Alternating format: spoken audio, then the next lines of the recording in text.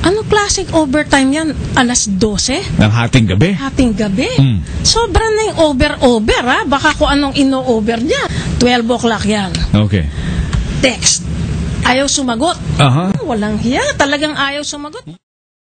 1 o'clock. Medyo nag-iisip siya. Ba? Baka iba na to na isip siya na. Ang dami nga akong nababalitaan na naho-hold up. Oo.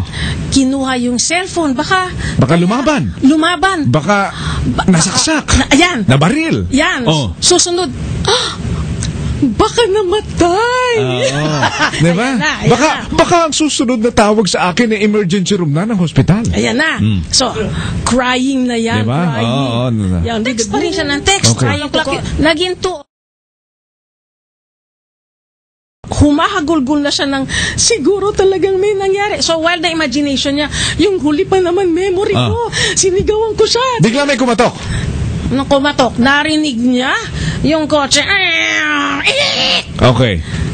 Yung luha niya, kulang na lang, umakyat. Bumalik sa mata at sinabing, walang ya, umuwi pa. Umuwi ka pa.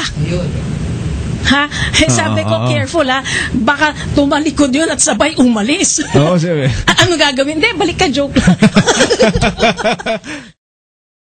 Habang hinahainan ka, umiiyak. Ano? Habang tinatanggalan ka ng polo, humahagulhol. Ha? Ano? Hindi ka ba bilang lalaki mag-iisip na, di ba? hayaan mo. Diba? Huling-huli ng gabing uuwi ako ng ganitong oras. Winner, di ba? Naka-roller na mukhang baterya, nakagutay-gutay na bulaklakin na hindi mo maintindihan na pranelong kumupas, at sasabihin, alam mo ba kung anong oras na? Kung sumagot yung lalaki, marunong ako tumingin ng relo. I mean, don't look for trouble. Don't ask your husband the time. He's not stupid. He knows the time. Ibig ko sabihin, yung tanong dito sa ulo, hindi connected dun sa puso. Sa puso. So, paki-connect.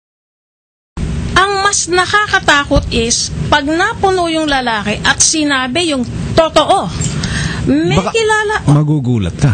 Sinabi niyang, ako, sawan-sawana, sa kasinungalingan mo, umupo ka dyan for once and for all, sabihin mo totoo. Sinabi, kulang na atakis.